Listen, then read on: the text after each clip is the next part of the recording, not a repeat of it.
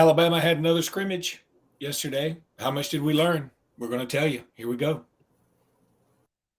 Locked On Bama, your daily podcast on the Alabama Crimson Tide. Part of the Locked On Podcast Network, your team every day.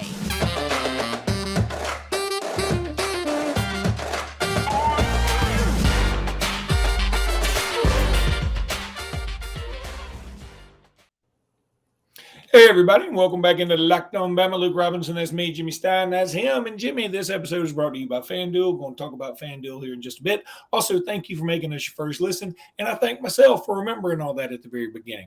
But, Jimmy, we had a scrimmage yesterday.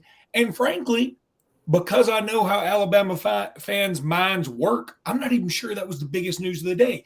Alabama also got a commitment yesterday from Rico, don't call me Suave, Scott. And big wide receiver. And I'm going to tell you something. I'm going to let you talk about him because this is a kid from Pennsylvania. Seems like a really good player. Seems like a nice pickup. The staff appears to love him. He was at camp last year. He earned a scholarship offer there. That means a lot. As everybody who listens to this podcast knows, Bama is big on, hey, come to our camp, no matter how superstar or recruit you are. He is the number 385 player in the country right now. I think that'll go up. He's 6 feet, 185 pounds from Harrisburg, Pennsylvania. And the first thing I thought when he committed was, crap. That's one other guy, that's one other spot that can't go to Cam Coleman, or Perry Thompson's going to flip, or whatever. But maybe that's just not the case. And also, here's the deal. This guy may shoot up the rankings like we think. And I'm not trying to be just a stargazer, but I think that's very fair. I watched his film this morning. He's smooth, Jimmy. He's really smooth. And here's the other thing. He's played a lot of running back as well. So he's very physical. Some of his highlights were at the running back position. And I just like what he brings to the table. So just watching film on him this morning makes me feel a lot better about taking the commitment of Rico Scott. Yeah, I think anybody that takes the rankings too seriously at this point, again, I mean, I work in the rankings industry, and I'm a fan of rankings. And I think the services, in particular on three, I think the services do a phenomenal job with rankings. But it's early. And by that, I mean, there's a clear analogy I use all the time, which is, Mel Kiper and Tom McShay are doing mock drafts now once every 2 weeks, and they're going to be pretty dead on. They won't be dead. I mean, it won't be 100%, but they'll be pretty accurate with the draft now, a week and a half away. The last McShay do end up being pretty accurate. So what did their mock draft look like 7 months ago? And that's what you're doing when you're taking the rankings too seriously today. It's way 7 months too early for you to be like, hey, he is literally the 383rd best player in the country. No, he's not. He's going to be ranked as all of the boxes are. That's why they don't do accurate mock drafts until the pro days are over and the workouts are over and the combines are over and they take the S2 test and they go to national all-star games and you've had a chance to review their entire careers on tape and then have multiple meetings with it. I mean, that's when teams finish their draft board. I don't know why we have college football fans out there that think, oh, well, you can just rank 19,500 high school players in about 2 weeks and get that accurate. I mean, it's an ongoing thing. Also, another analogy, football. Football's a 4-quarter game.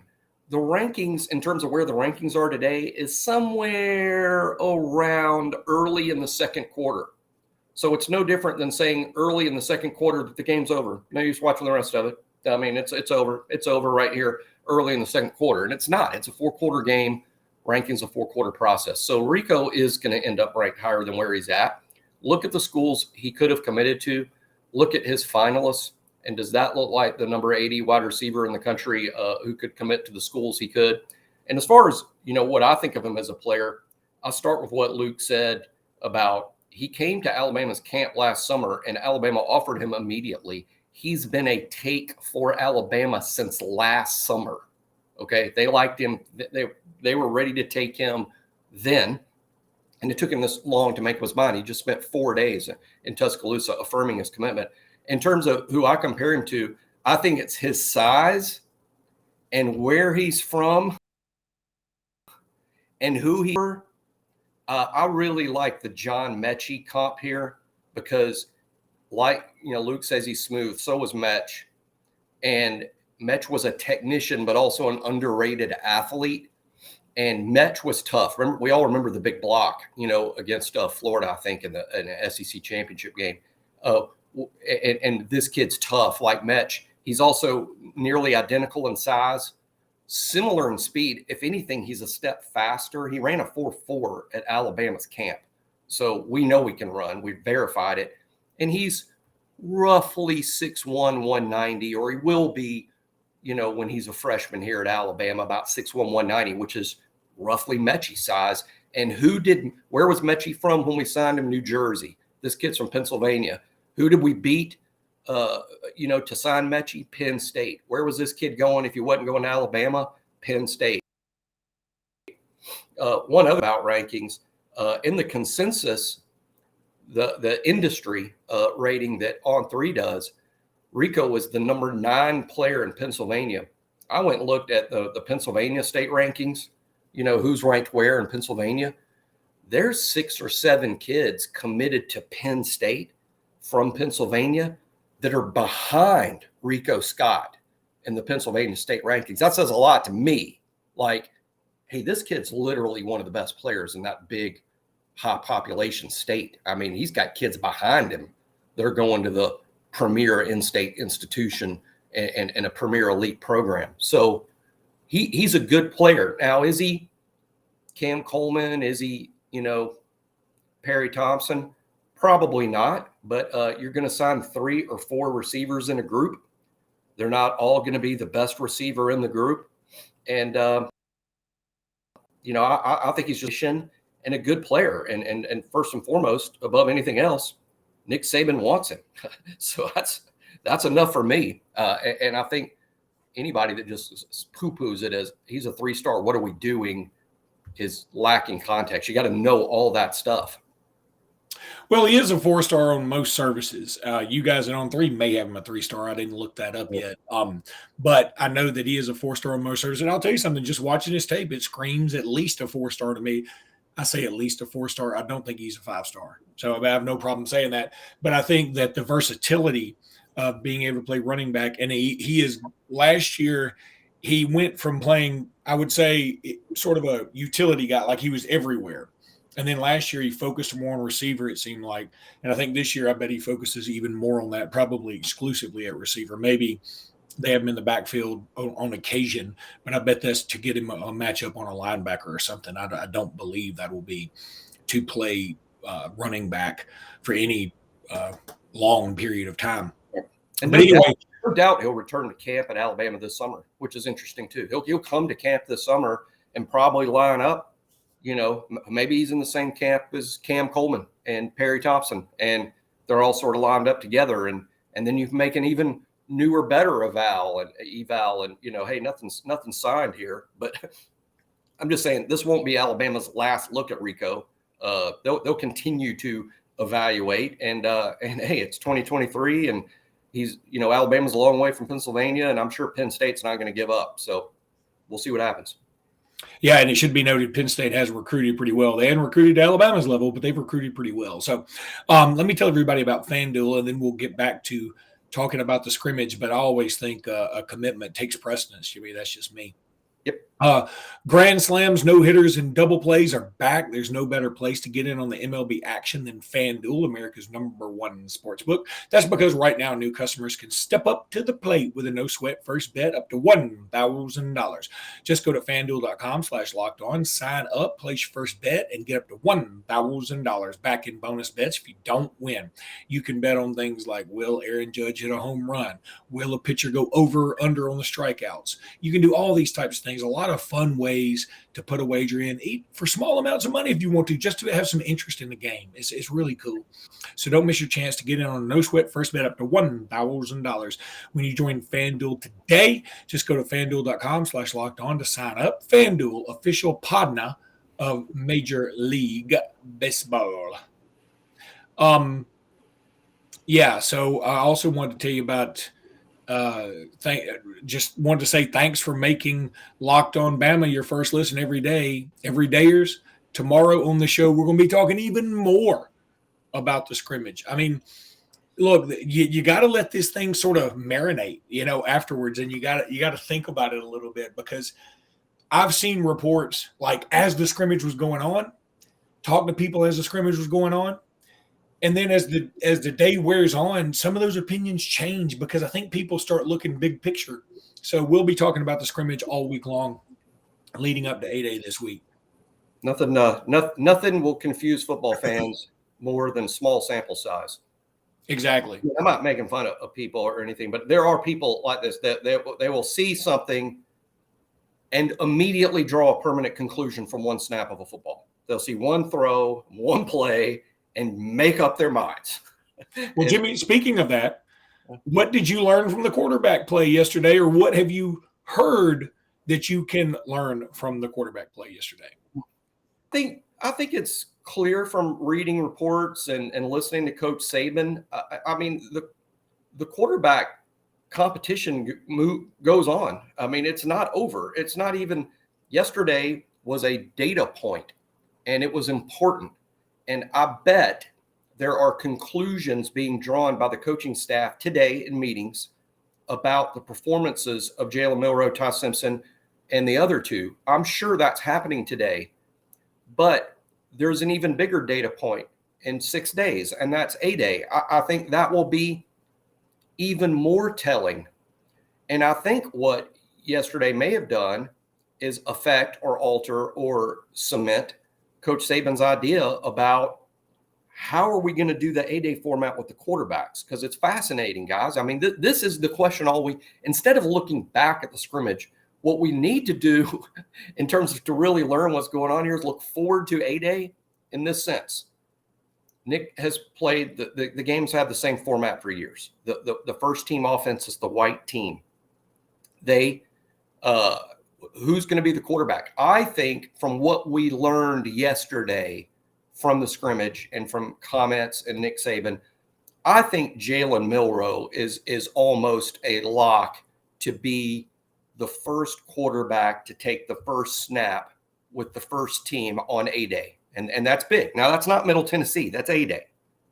Now, the question for Ty then is Ty going to jointly play with Milroe with the ones? Is Ty also going to be a quarterback on the white team, so they split reps with the first team? Or is Jalen going to play with the white team and Ty going to play with the crimson team? That way they both get the same amount, but Ty is playing with the quote backups. For instance, in that situation, Ty's center would be James Brockermeyer. Milroe's center would be Seth McLaughlin. I think what yesterday was about is helping make that decision, because that decision's huge. I can read too deeply into some things and be wrong, but this is the way I would read into that, Luke. I think that's the first clue as to where these guys stand. If Jalen and Ty are both playing with the first team offense next Saturday, then we have a tie. We have no one ahead of the other. But if Milroe is with the white team and Ty is with the crimson second team offense, then I think regardless of what Coach Saban says out loud, Milroe is ahead. Does that mean he is destined to be the starter against Middle Tennessee? Absolutely not. So that's where we're at. And I do think from reports yesterday that the most fair interpretation of what happened is that Milroe was better than Ty yesterday.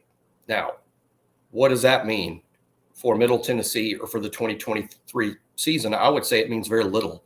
And don't make too much of it, but don't ignore it either.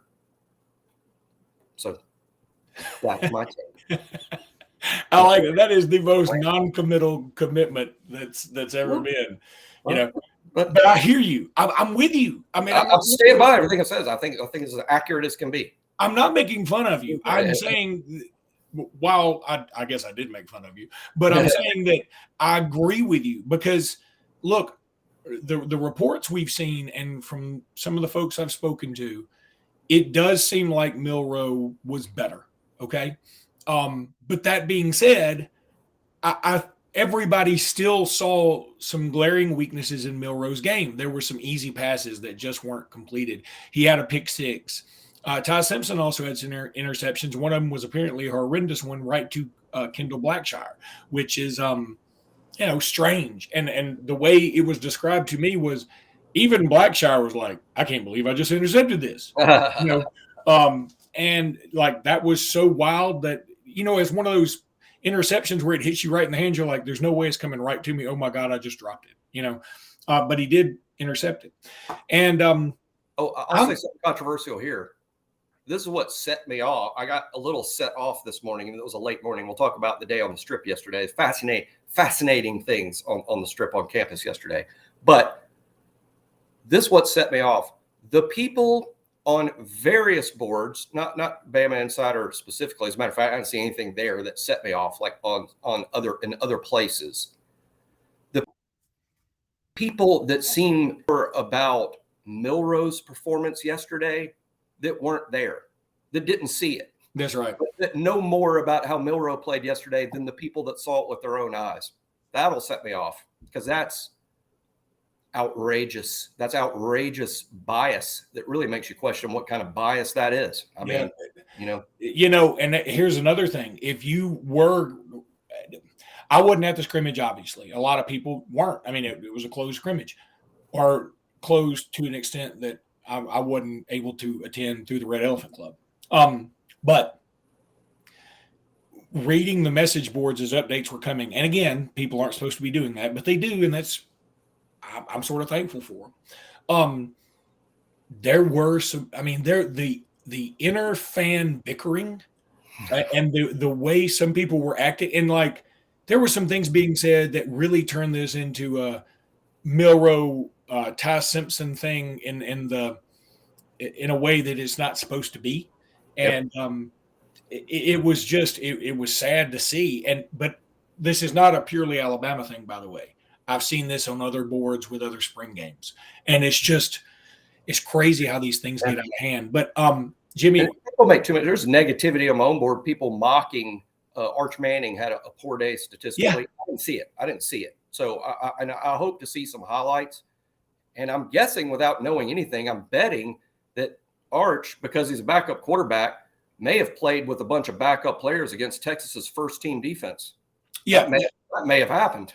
But people don't care. They just see that he was 5 of 13 for 30 yards, and they've decided, based on one practice when he was a true freshman, that he was only ranked where he was because of his name. I only got to see a little bit of it, and of the three quarterbacks, he looked the worst. But that doesn't mean he's the worst quarterback. So anyway, he was also the youngest. Yeah, that's true. Let's throw this out there too, because you and I, and it's funny. I go on a radio show, Doug Amos's radio show in Montgomery every Wednesday on the Locked On Bama segment. And before I came on, there was a question.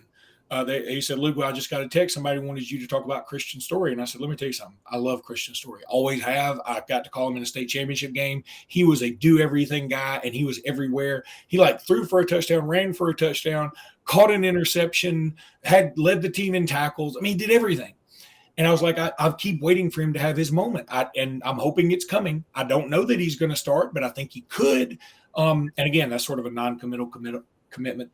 But then apparently he did have a good day yesterday. And let's save going into it because I got to go to break. But I'm really excited to spend a whole segment on him later in the week. And because I want to go back and revisit some Christian Story stuff back from his recruiting. And I think people are going to really, really love this guy. I'm telling you, he's a coach's son. His brother, I think, may still be. Is he at Clemson? He committed to. Yeah, okay. Anyway, I really love Christian Story, and I hope that he becomes the story of spring this year. Let's take a break. When we come back, we're going to talk about some other guys that stood out. One in particular that, man, if you aren't getting excited about this cat, you need to work on your excitement stuff. God, that was bad. I like it. I didn't know where I was going to go with that. You need to work on your excitement skills. Justice Haynes, Jimmy. Yep. Justice by God Haynes. If you haven't bought stock already, it's too late. Yeah, you can't. The toothpaste is out of the tube about the way people feel about this cat. And I'll tell you, I'm not saying this in a real sense. I'm saying this in a kind of theoretical sense. The biggest loser of spring may be Jace McClellan. Yeah, he didn't. Per reports, he didn't play much yesterday. Might have got a little banged up or something. But I know this. Through no fault of his own, by the way. Oh yeah, no doubt. I mean, Justice Haynes is clearly. I mean, Nick Saban had a quote yesterday about, well, if you were just sitting on a log and watching, you'd have no idea he was a freshman. Have you all been paying a lot of attention to Nick Saban and his comments about freshmen in spring practices over the last 16 years? That is the equivalent of Nick Saban standing on a mountain and screaming, "This guy is unbelievable." I mean, that's been raving because he's not super complimentary too early about players, nor is he negative, of course, publicly. And I think that's all you need to know. You don't need to know from someone at the scrimmage about what he did in particular. Just know if Nick Saban spent as much time as he did complimenting Justice Haynes when asked about him by the media following the scrimmage. Haynes is going to obviously play this fall. It's going to be a significant player in the Alabama offense this fall. I think that's pretty obvious right now. What's interesting, though, is like a Caleb Downs, who by all reports played with the starters yesterday. Caleb went into a situation where all the safeties were gone. Helms and Battle and Branch, the three leading safeties in the safety room, they all left. No one was coming back with any appreciable experience until they moved Malachi to safety. Okay, so Caleb Downs was going into a wide, and he's made the best of it. He's showing, hey, I'm probably the best athlete you got, and you need to make a spot for me because I'm the best athlete you got. No one here has played. Justice has a completely different situation. He's got proven good seniors ahead of him in Jace McClellan and Roydell Williams. They're good players. They've done good things at Alabama in big games and are very experienced and older, been in the program. But Justice Haynes has been so good, he's clearly taking snaps from those guys at some point. He clearly is. And a guy, he's so good, I'm afraid that Jam Miller is not forgotten by any means. I assure you the coaches haven't. Jam Miller's really good. Jam Miller is going to be a great player too. And I think one of the interesting things to watch this fall, I'm predicting this right now. And if you want, I know I was wishy-washy on the question about this. I think one of the interesting things is the carry share, how they're sharing carries against Middle Tennessee and Texas in games 1 and 2. I think you'll see Jace and Roydell with quite a bit and Jam and Justice with very few. By game 12, game 10, game 9, it might be inverted. I mean, it could be inverted with Jam and Justice getting a ton of carries and Jason Roydell getting less. And I say that as a fan of what Jason Roydell bring to the table. I think we can win with those guys. I think Jason in particular, if he's healthy all season long, I think I would give him a fair chance to make a first or second team All-SEC. I think he could be that level of player. But Jam and Justice are clearly different cats. I mean, they're at a different level of just watching the tape of them play. They're just different. And they're more in line, I think, Luke, with, the Trents, the Mark Ingrams, Eddie Lacy, TJ Yeldon, Josh Jacobs. I think they're in that groupage in terms of like, how good are these guys? They're like that good. And so it's very exciting. Yeah, I'm really excited about it. And look, all you had to do is watch him a little bit last year. And he was on ESPN a lot, by the way. You don't have to just watch his film. He was on ESPN a lot. And man, if he doesn't scream Mark Ingram with maybe a little more speed, like in terms of style. Yeah. Now, Ingram has already proven himself and has had a glorious NFL career. So that's not fair to either Ingram or to Justice Haynes to say that. I'm just saying style wise at their point in their careers, respectively, I think that Haynes just really stood out to me in terms of he runs just like Mark Ingram. He's just a little bit faster. Now, is he going to be as tough? I don't know. We'll have to get in the game and see. But boy, I'm excited. We're in that 22. We're in the 22. It's going to be the comparison. Everyone, and it's a good solid compare. I like making comparisons based on size, speed, and style. Yeah, size, speed, and style. He is like Mark, same size, probably a little faster. Not insanely, but probably a little faster at the height of Mark's career, and really similar styles. Shockingly physical. Remember that Mark? I'll always remember Mark for Luke is that South Carolina game where it was slipping away from us, and we had to switch Mark Ingram to Wildcat quarterback, and Mark won the game because he was taking snaps at quarterback and doing nothing but running the ball right into the, and it still won the game, and it probably won him the Heisman Trophy. I can so easily see Justice Haynes doing something similar because Justice is shockingly physical to be his size. So that's what's fun about him. Yeah, it's and again, I started this segment off saying theoretically the biggest loser is Jason McClellan, but only because he's been hurt and hadn't been able to, make it more of a name for himself. But Justice Haynes has give him tons of props because he has taken advantage of this opportunity. And then Jam Miller too. And just very quickly, we'll say that Will Reichert hit a 55-yarder. Apparently, he hit like 3 inside the 35, which is great. He did miss a 48 and a 49-yarder. So, I mean, certainly there's some kinks to work out or whatever. But for the most part, I think everybody feels pretty good about Will Reichert and probably going to be all SEC, if not all American.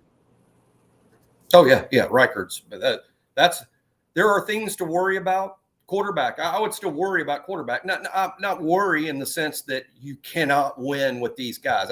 No, but worry in the sense that it's clear it's too early, but it's clear no one has run off with the job.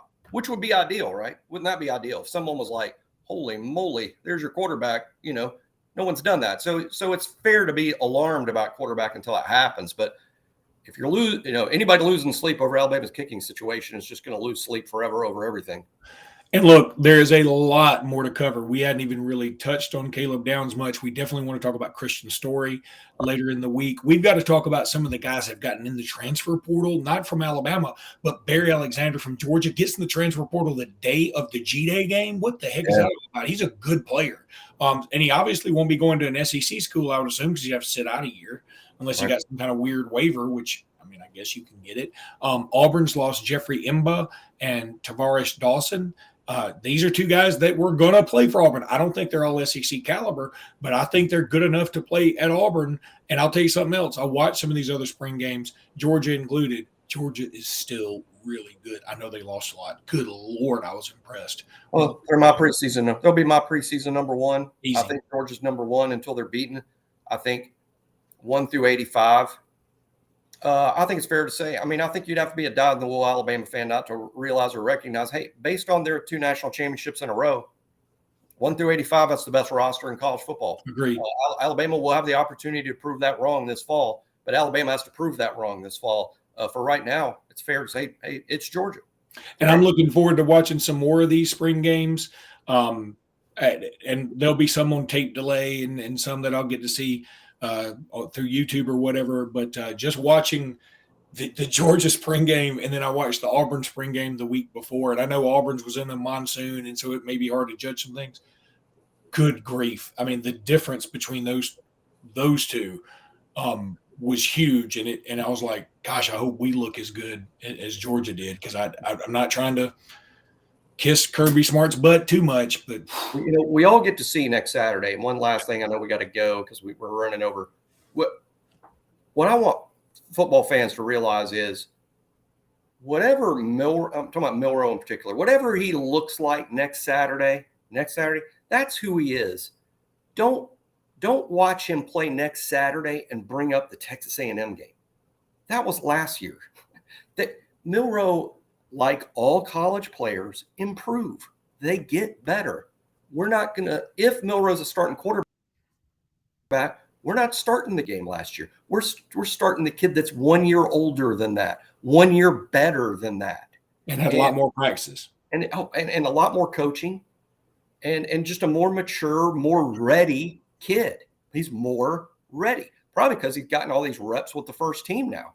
And again, a year older. And he needs to be evaluated on where he is today, not where he was 7 months ago. So, all right, buddy, that's going to do it for today's podcast. We'll be back tomorrow. We're going to still be talking about the scrimmage, so y'all stay with us. Man, appreciate all you guys signing up recently. You guys are the best. Thank you so much. And we'll be back. Until then, roll tide, everybody. Roll tide, everybody. Oh, roll tide. Yeah, I never got to my stories about the strip. That's tomorrow. Roll tide. Strip stories tomorrow.